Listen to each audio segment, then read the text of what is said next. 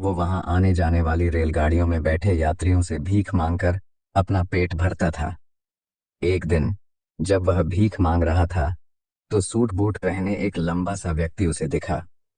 उसने सोचा कि यह व्यक्ति बहुत अमीर लगता है, इससे भीख मांगने पर यह मुझे जरूर अच्छे पैसे देगा। वह उस लंबे व्यक्ति से भीख मांगने लगा। भिखारी को देखकर उस लंबे व्यक्ति ने कहा, तुम हमेशा मांगते ही रहते हो, क्या कभी किसी को कुछ देते भी हो? भिखारी बोला, साहब, मैं तो भिखारी हूँ, हमेशा लोगों से मांगता ही रहता हूँ। मेरी इतनी औकात कहाँ कि किसी को कुछ दे सकूं। लंबा व्यक्ति बोला, जब किसी को कुछ दे नहीं सकते तो तुम्हें मांगने का भी कोई हक नहीं है। मैं एक व्यापारी हूँ और लेन देन में ही विश्वास करता हूँ। अगर तुम्हारे पास मुझे कुछ देने को हो तभी मैं तुम्हें बदले में कुछ दे सकता हूँ। इतना कहने के बाद वह लंबा आदमी ट्रेन में बैठकर चला गया। इधर भिखारी उसकी कही गई बात के बारे में सोचने लगा। उस लंबे व्यक्ति के द्वारा कही गई बात उस भिखारी के दिल में उतर गई। वह सोचने लगा कि शायद मुझे भीख में अधिक पैसा इसीलिए नहीं मिलता क्योंकि मैं उसके बदले में किसी को कुछ दे नहीं पाता हूँ। लेकिन मैं तो भिखारी हूँ, किसी को कुछ देने लायक भी नहीं हूँ। लेकिन कब तक मैं लोगों को बिना कुछ दिए केवल मांगता ही रहूंगा? बहुत सोचने के बाद उस भिखारी ने निर्णय किया कि जो भी व्यक्ति उसे भीख देगा उसके बदले में वह भी उस व्यक्ति को कुछ जरूर देगा।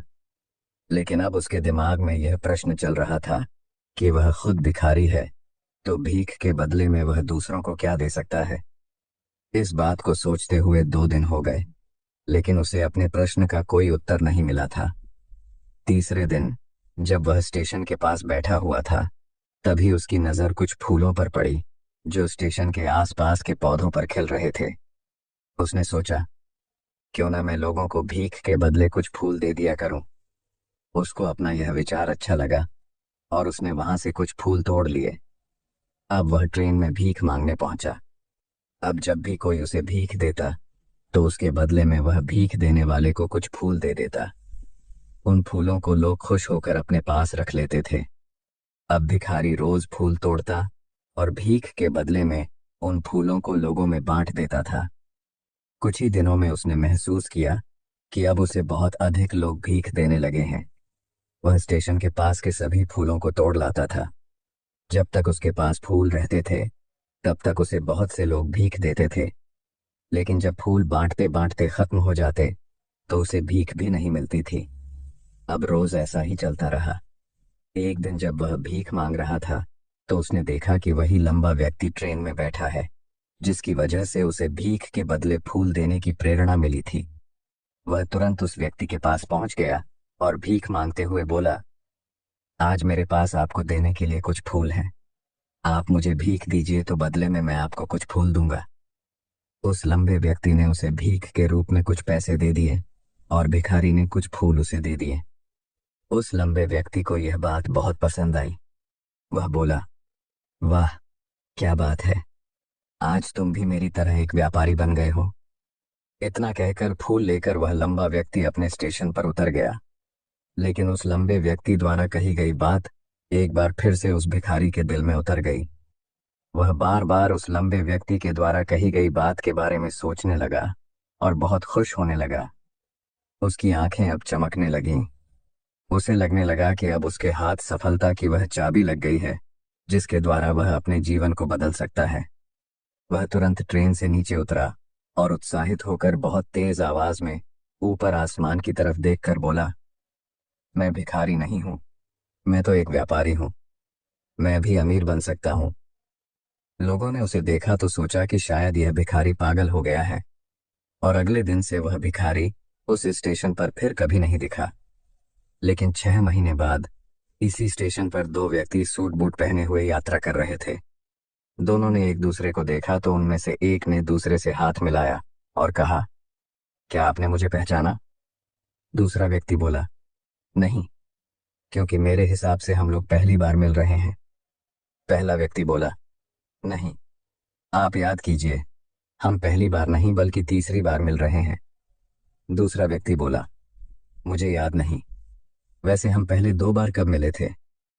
अब पहला व्यक्ति मुस्कुराया और बोला, हम पहले भी 2 बार इसी ट्रेन में मिले थे।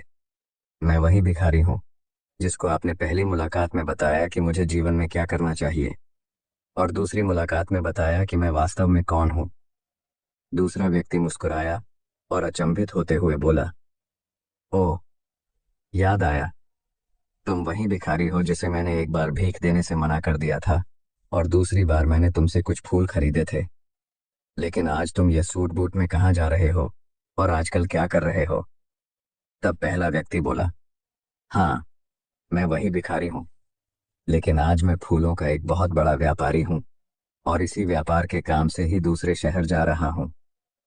कुछ देर रुकने के बाद वह फिर बोला, आपने मुझे पहली मुलाकात में प्रकृति का वह नियम बताया था जिसके अनुसार हमें तभी कुछ मिलता है जब हम कुछ देते हैं। लेन देन का यह नियम वास्तव में काम करता है। मैंने यह बहुत अच्छी तरह महसूस किया है, लेकिन मैं खुद को हमेशा भिखारी ही समझता रहा। इससे ऊपर उठकर मैंने कभी सोचा ही नहीं। और जब आपसे मेरी दूसरी मुलाकात हुई, तब आपने मुझे बताया कि मैं एक व्यापारी बन चुका हूँ। अब मैं समझ चुका था कि मैं वास्तव में एक भिखारी नहीं बल्कि व्यापारी बन चुका हूँ। मैंने समझ लिया था कि लोग मुझे इतनी भीख क्यों दे रहे हैं, क्योंकि वह मुझे भीख नहीं दे रहे थे, बल्कि उन फूलों का मूल्य चुका रहे थे। सभी लोग मेरे फूल खरीद रहे थे, क्योंकि इससे सस्ते फूल उन्हें कहाँ मिलते। मैं लोगों की नज़रों में एक छोटा व्यापारी था, लेकिन मैं अपनी नज़रों में एक भिखारी ही था। आपके बताने पर मुझे समझ आ गया कि मैं एक छोटा व्यापारी हूँ। मैंने ट्रेन में फूल बांटने से जो पैसे इकट्ठे किए थे, उनसे बहुत से फूल खरीदे और फूलों का व्यापारी बन गया। यहाँ के लोगों को फूल बहुत पसंद है, और उनकी इसी पसंद ने मुझे आज फूलों का एक बहुत बड़ा व्यापारी बना दिया। दोनों व्यापारी अब खुश थे, और स्टेशन आने पर साथ उतरे और अपने अपने व्यापार की बात करते हुए आगे बढ़ गए। दोस्तों, इस कहानी से हमें बहुत कुछ सीखने को मिलता है। कहानी में लंबा व्यापारी गिव एंड टेक के नियम को बहुत अच्छी तरह जानता था। दुनिया के सभी बड़े व्यापारी इसी जीवन के नियम का उपयोग करके सफल हुए हैं। इस फॉर्मूले को उसने भिखारी को भी बताया। भिखारी ने इस प्राकृतिक नियम को अपना लिया, और इसका असर उसके जीवन में साफ दिखाई देने लगा। उसने अपनी सोच बदली, और उसकी जिंदगी बदल गई। यह कहानी हमें बताती है कि हम यदि अपनी सोच बदल लें तो कुछ भी हासिल किया जा सकता है। यदि हम खुद को छोटा समझते रहेंगे तो हम हमेशा छोटे ही बने रहेंगे। बड़ा बनने के लिए हमें अपनी सोच को बदलना होगा, और खुद के बारे में बड़ा सोचना होगा। कहानी का सार यह है कि सफलता आपकी सोच में छुपी होती है। खुद का आत्मसम्मान जगाइए, अपनी सोच को बड़ा बनाइए, और देखिए कैसे आप सफलता के शिखर पर पहुंच जाते हैं।